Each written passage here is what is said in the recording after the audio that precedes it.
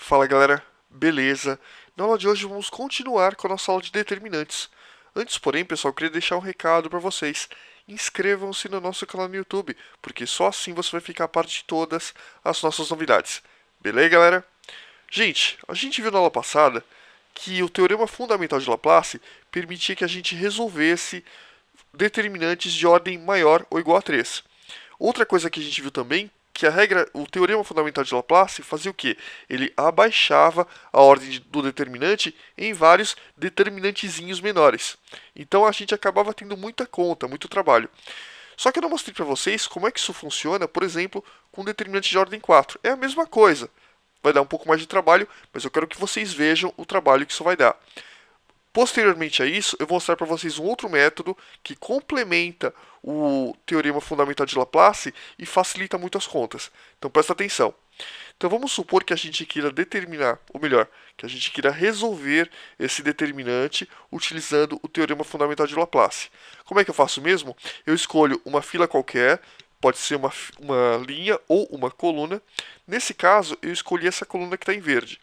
E como é que eu faço mesmo? Eu pego cada elemento e multiplico pelo seu respectivo cofator. Então, por exemplo, se eu escolhesse essa coluna, o que eu faria? Eu pegaria cada elemento dessa coluna e multiplicaria pelo seu respectivo cofator. Como eu escolhi essa coluna, eu vou pegar cada um desses elementos e vou multiplicar pelo respectivo cofator do elemento. O 1 ocupa a posição 1, 1. O 0, posição 2, 1. O 1, posição 3, 1. E esse último 1, posição 4, 1. Então vai ficar 1 vezes o cofator do elemento 1, que é isso aqui, 0 vezes o cofator do elemento que ocupa a posição 2, 1, e assim por diante.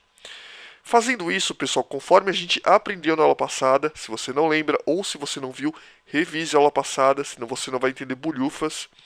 Como que vai ficar, galera? A gente vai obter 1 vezes A11, ou vai ficar como? Menos 1 elevado a 1 mais 1 vezes esse determinante. Como é que eu obtinha esse determinante mesmo? É simples. Onde está o elemento A11? Está aqui, esse primeiro elemento. O que eu faço? Eu corto a linha e a coluna onde esse elemento está e pego a matriz que sobra, que é o menor complementar. A gente viu na aula passada. Então a gente vai ficar com 2, 3, 2, 2, 3, 2, 0, 2, 4, que é essa matriz aqui. E a gente lembra também que a gente pegava menos 1 elevado a i mais j, ou seja, o, é, a coluna e a linha onde esse elemento ocupa. Então, por exemplo, menos 1 elevado a 1 mais 1. Gente, tudo isso a gente viu na aula passada. Estou fazendo uma revisão muito breve.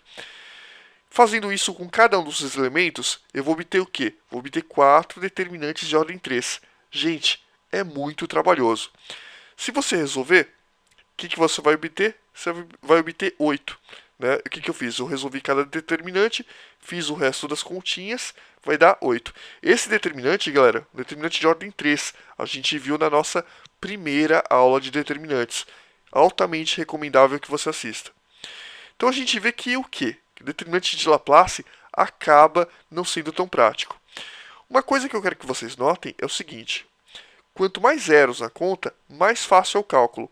Por exemplo, tá vendo esse elemento aqui, ó, onde tem zero? Então eu peguei o zero vezes o cofator do zero, que é justamente, deixa eu ver, essa linha aqui, ó, onde deu zero.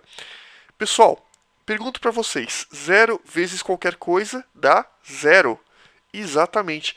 Então quer dizer que se eu tiver um zero e tiver que calcular depois o cofator e consequentemente o determinante, galera, eu não preciso calcular. Se tiver zero, dá direto zero.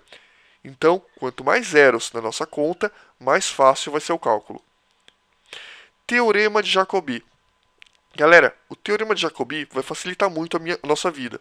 Então você acabou de notar que é muito trabalhoso resolver determinantes de ordem maior que 3. Por conta disso, o teorema de Jacobi que a gente vai ver agora vai facilitar muito o cálculo desses determinantes. Tá, e o que é o teorema de Jacobi?